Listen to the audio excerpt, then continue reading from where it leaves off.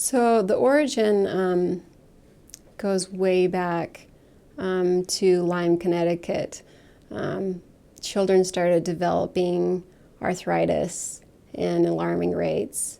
And so that's when they discovered Borrelia burgdorf. And there's actually 300 strains throughout the world. And that's explains more why the testing is so inaccurate, along with your body no longer makes antibodies because your immune system gets so damaged. But interesting enough, even in the United States, we have over 100 different strains. And the CDC reports there's 300,000 cases a year. So we're talking about an illness that it's twice as many cases of all forms of breast cancer. Almost everyone knows someone with breast cancer, which it's even dear to my heart, with my sister, my mother, my aunts, my grandmother. But this is definitely an epidemic, and that's another thing I just want the world to know, is that if you don't know someone with chronic Lyme, you will sooner or later. And as we become more aware of it and the word gets out, with all these great awareness campaigns, it will affect your life sooner or later. There are a lot of conspiracies around if this is a biowarfare weapon. I personally don't like to get into that because it's not going to help me get better. We got to look to the future instead of the past. But there are great documentaries out there that cover the different issues and political concerns.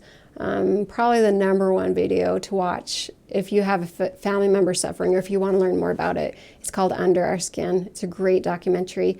And they also have a second follow-up documentary called Emergence, Under Our Skin Emergence. So those are both great documentaries to understand more about the history and where it's headed. It's interesting that the CDC just a couple years ago said we were having 30,000 new cases a year.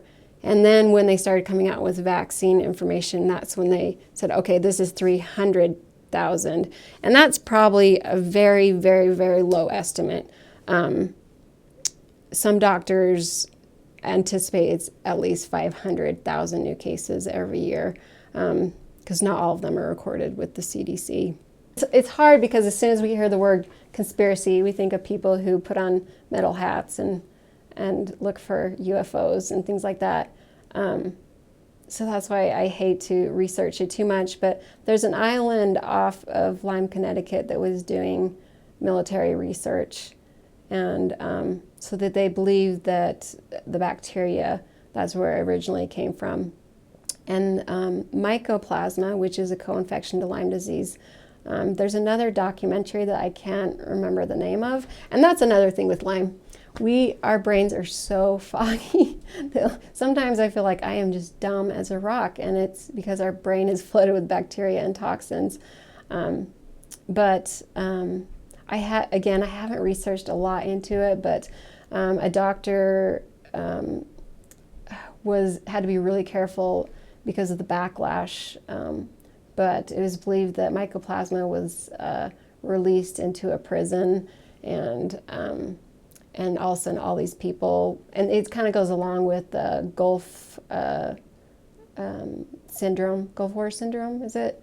Which is another bacterial viral infection. Again, I wish I understood more about those, but it just hasn't been my focus, since my focus is more about getting better and healing.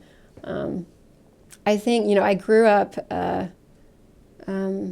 with very conventional medication, and I was a pharmacy technician. So essentially I worked for a big pharma, and I have just this imagery of my mind. I remember standing behind the desk and telling someone, we suggest you don't use herbs because they're not FDA regulated.